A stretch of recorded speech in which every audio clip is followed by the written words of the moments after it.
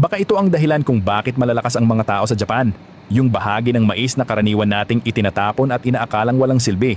Sila, kinukuha nila ang ugat, hinuhugasan ng mabuti, nilalagyan ng brown sugar at dates, tapos pinakukuluan ng 2 oras at kalahati.